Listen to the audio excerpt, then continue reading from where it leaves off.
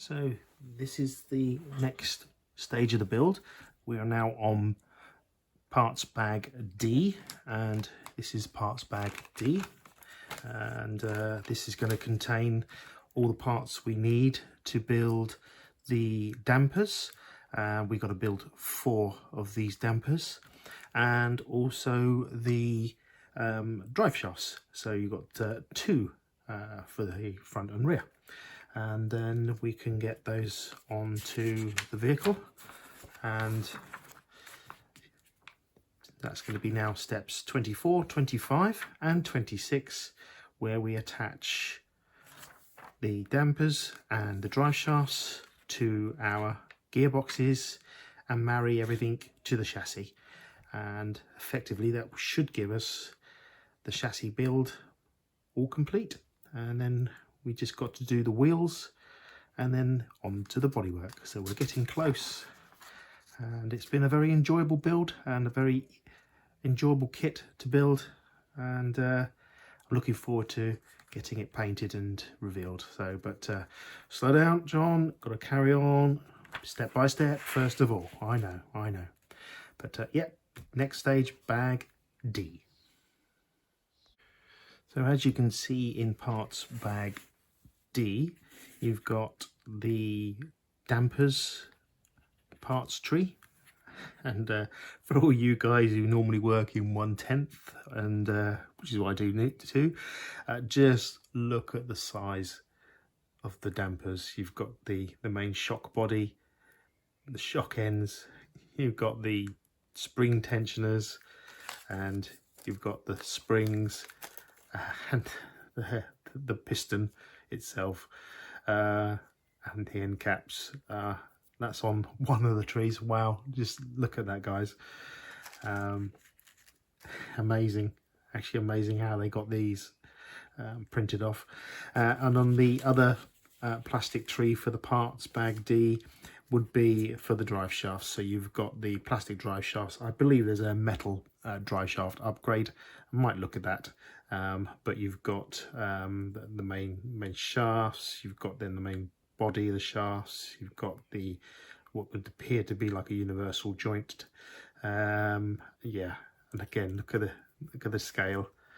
Unbelievable how they've managed to get these printed off perfectly. Amazing.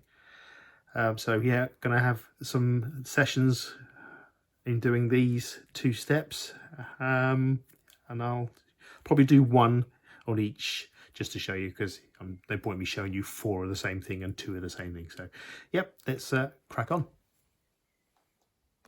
So what I'm doing is, for the suspension mounts, I'm going to job lot take off the parts tree. I've got my sort of flat-sided cutters that I've been using, been very good for this. They're electronic cutters.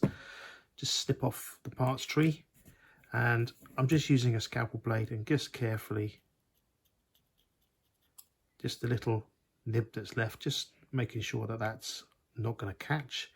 So basically that's what I'm doing, and I'll do that for all of these pieces to make sure that they're all smooth and there's no little bits. Okay, so not going to keep the camera rolling for that.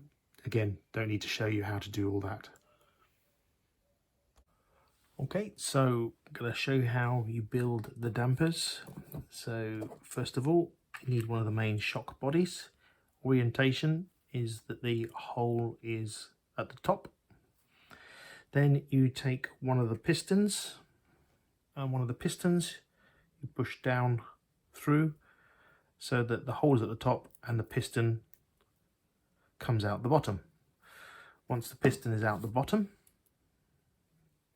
I suggest taking, again, non-serrated pliers, bit of pressure, and the bottom of the suspension of this dampers, you've got the eyelet.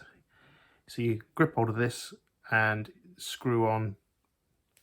It's quite easy to get them threads. So you screw on, again, just so making sure you're not damaging the piston, but this is why you don't use a serrated, and just screw that on. We're going to need to adjust them later, because the drawing says that the internal dimensions between the top of the suspension and the bottom of the suspension is 14 millimeters. So got your shock body and your piston in place. Take a spring like that, pop the spring through, push the spring down, and we just want to bring the shock body up to the top, line up the eyelet at the top, so the hole and the eye of the top of the actual suspension. You've got a slightly bigger hole on one side than the other, so we want the bigger hole facing us. Line up the hole and then take one of the OHSW01005 screws, pop that on the end of my screwdriver. Just locate that on the end, feeling that on the end there with my fat pork sausagey sort of fingers, and you're going to go through the top, and you sort of should feel it go through the first bit, and then we screw that home. So there we go. I think I've found the hole. Oh no, I didn't, and it is a little bit fiddly, so quickly reline that again, reline the screw. There we go. Come off the screwdriver. You can see how very minute this is, and I've got to do this 4 times in total, so this is the first one.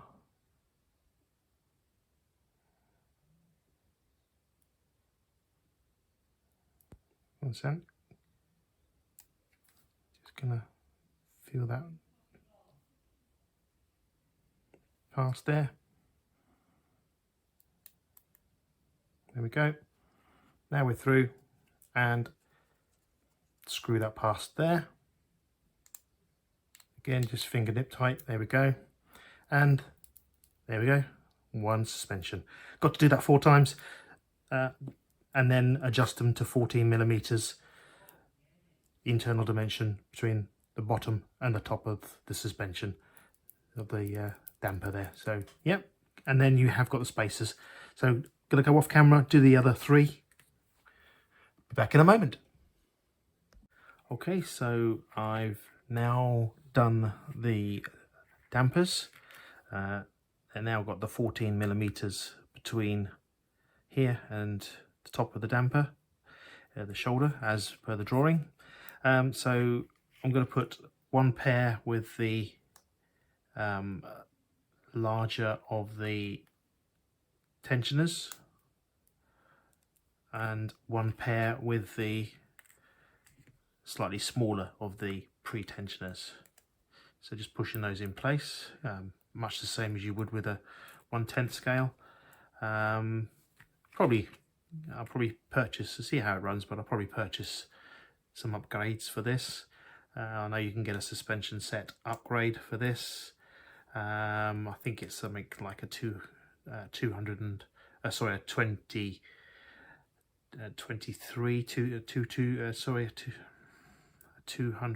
something 230. So yeah, just trying to get those on there.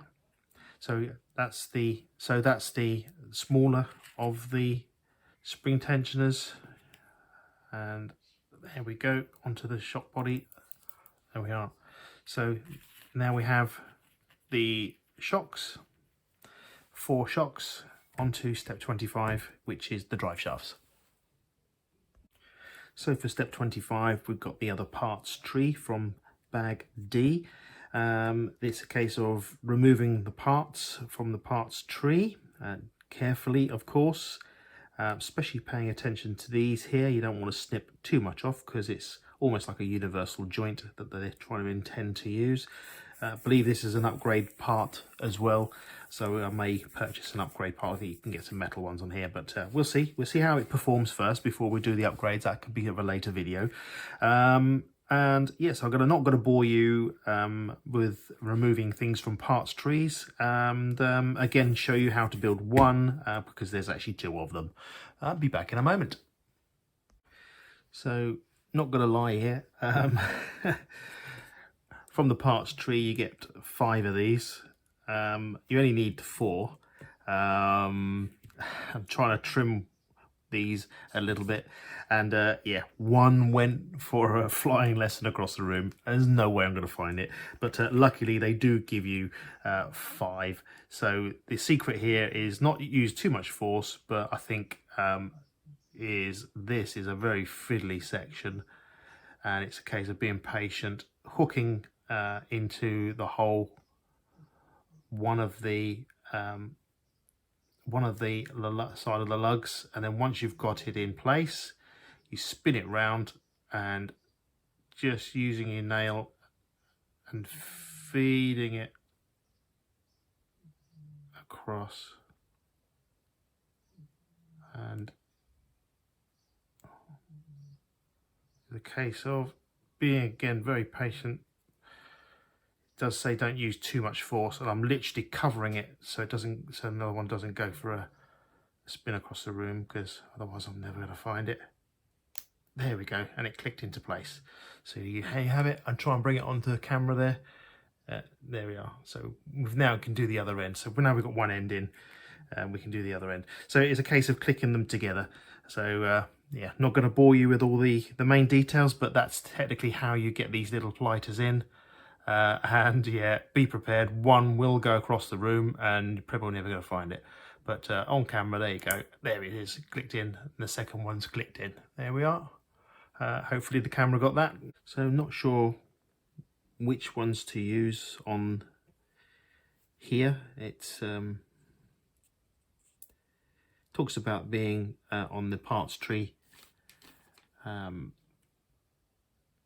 OHPCC 52003 part number 5, which have been these here.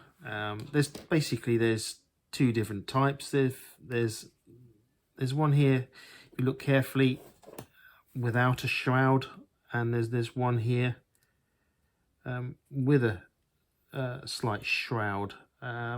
Not quite sure what ones they want to use, because the drawing is not particularly clear, and there's 4 of each, so you technically, if you're doing 2 of these, you're going to have 2 in each side. So I'm going to kind of look at this drawing part here. I'm just going to try on, this looks to me like it's got a shroud on it, so I'm going to put one, I'm going to put them with the shroud on, and then we'll see how they fit onto the model. If it comes to it and I have to change them, then I'll have to change them, won't I?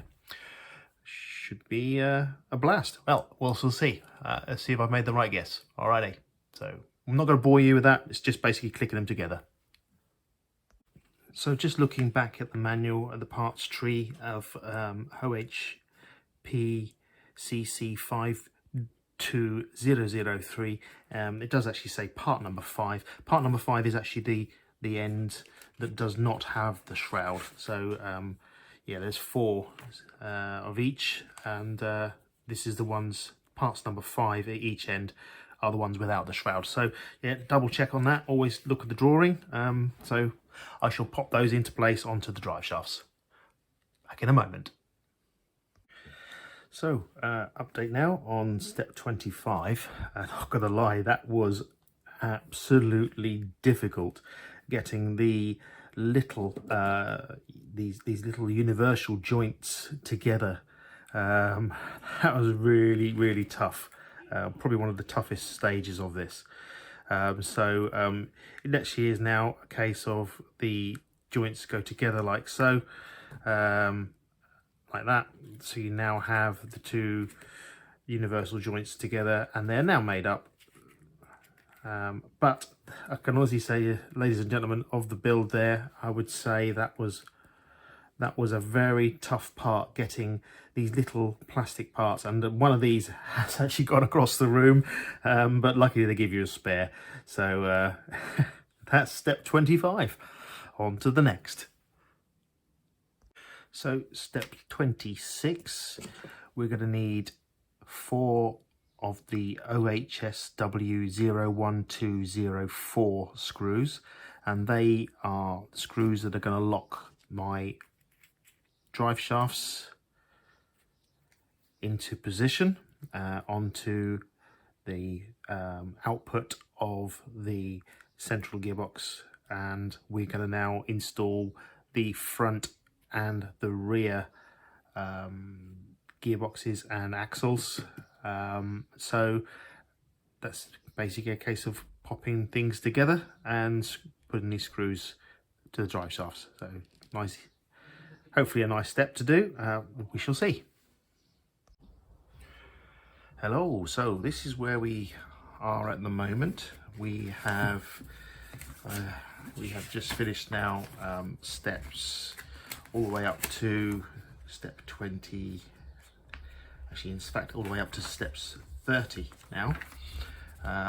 So the last time you saw me, I had put on the drive shafts and the all the connecting rods and such like, and we are sort of kind of in a position now where now have to start thinking about the electronics, and this is a little bit more tricky because you've got these tiny wires from the LEDs, and yeah, it's just started to put some heat shrink tubing just to try and tidy some of these up. And I've got the D401E to fit in, and you'll notice that I've popped on a slight adapter where I've taken the Pt1 connector and I've soldered in and popped in a normal JST connector or female version so that the battery can plug on. So we've got and that particular item is like a combined control box, electronic speed controller, sound module, and lighting and everything else. Talking of sound module, I've got the speaker box to put in, so we've got that to put in, and we've also got a switch to put in, and we've also got the adapter that we use. So all the cabling, all the wires that you've got from the from here all goes onto a small distribution board, which you can see here.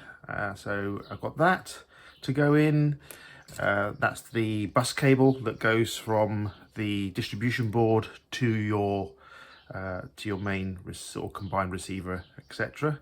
So we've got lots to fit in, and you get quite a lot of bits and pieces with this. You get the switch as well. It actually comes with everything, and you do get these PH 2.0 connectors, so that you're able to adapt.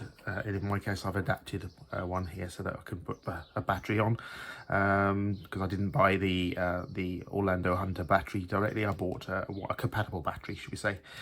So yeah, lots to put in, and well, it's things that I'm not going to be able to show you directly how to do, because as you can see from the scale, I stick my hands in front of it, you can't see anything. So I'll show you step by steps as I go along though.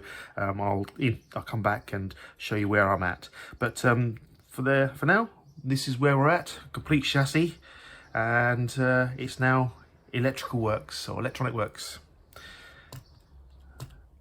Thank you. Hi there, John Foster here. So this is where we're at, and we have now wired the electronics for the running lights, headlights, indicators, and the side repeaters. I've done that on both sides of the chassis. There we are. I've also wired, so this is the rear of the vehicle. So you've got the rear lights, and you've got your main lights and indicators, main lights, indicators, and the reverse light. And so that all works, and it goes onto this distribution board, which I've done. So all the cabling now comes back through, and I've heat shrunk the cabling from the rear to the from the rear to the distribution board, and I've also from the front I've put heat shrink here, and it goes to the distribution board. So it's now a case of putting in the receiver, electronic speed controller and sound module and speaker, and that all goes on top of here, and the battery goes into the battery compartment here. So, and then it's time to reveal the body. I have been busy spraying the body as well, and also I made a slight adjustments. I had the servo actually on the chassis. I changed that and now put the servo on top of the axle instead, and I've neutralized the servo as well, so some adjusting to do, and then we're there. It's a case of putting the body and things together, and yeah, I painted the body and put all the body components on as well, so that's going to be in the next video. Thank you very much.